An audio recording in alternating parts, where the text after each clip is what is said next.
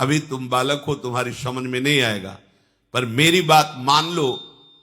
माता कह रही, कोई माता अपने बालक को वैराग्य की शिक्षा देना, भगवत मार्ग की शिक्षा देना, यह दुर्लभ होता है। इसीलिए जब ज्ञानियों में चर्चा होती है तो मंदालसा जी का नाम स्मरण किया जाता है। जो अहंकार तुम्हें फंसाएगा उससे बचने का मैं उपाय बता रही हूं। साधना करते हुए भी अहंकार जाग जाता है। सदैव संत पुरुषों का संग करना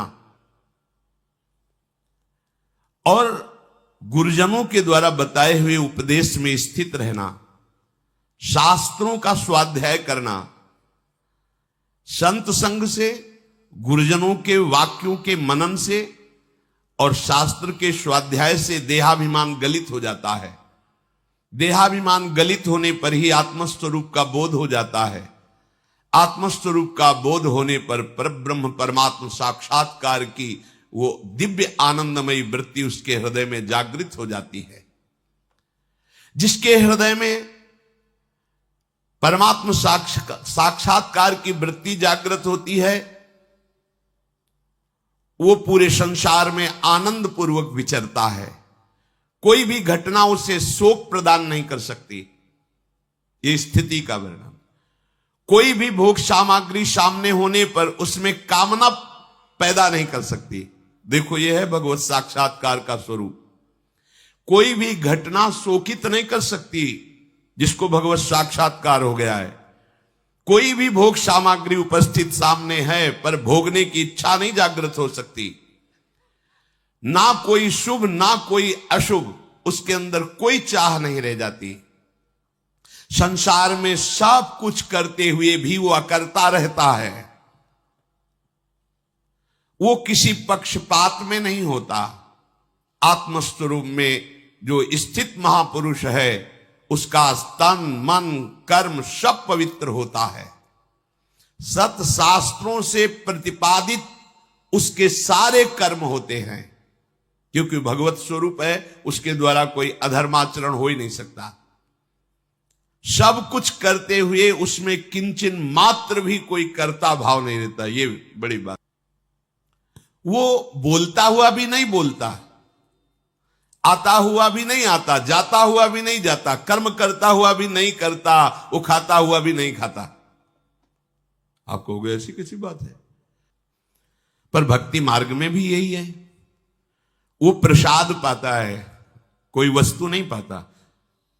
जो भोग अर्पित हुआ उस ठाकुर जी श्री जी का प्रसाद है। प्रसाद को प्रसाद भाव से, एक खीर है, ये रबड़ी, इस भाव से पाओगे बंध जाओगे। ये प्रसाद है हमारे प्रियालाल का। तो प्रसादे सर्व दुखा नाम हानिरस्यो। प्रसाद महामंगल मोद प्रकट करके देह भाव का नाश करता है।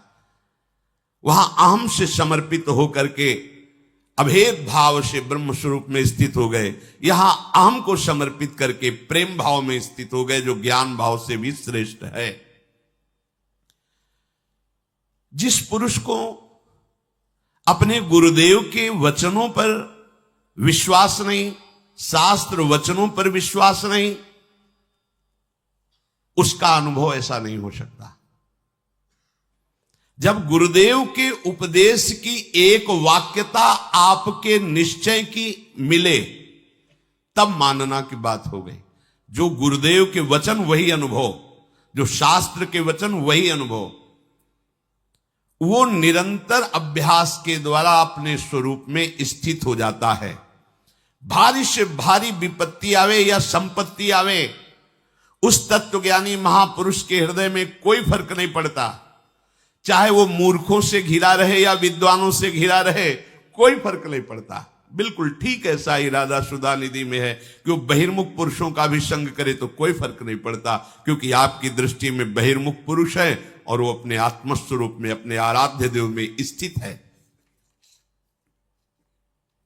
इसलिए परम पुरुषार्थ की सिद्धि के लिए, उस परम पद को प्राप्त करने के लिए तुम्हें अपने मन से संबंध हटाना होगा। मन से संबंध, आगे चल करके इसका वर्णन करेंगे। सब कुछ त्याग देते हैं पर मन से दोस्ती नहीं त्याग पाते। मन से दोस्ती की बात क्या, मन में तदात्म भाव, मतलब मैं ही हूं मन। देखो अपने लोग बर्ताव कैसे करते हैं, जो मन ने मांगा वो उसको देना ही देना है, और मन को देना है ऐसा नहीं मुझे भोगना है, बस यही घोर अज्ञान है। आपने सब कुछ त्याग दिया है पर इसका त्याग नहीं कर पाए तो कुछ त्याग नहीं हुआ।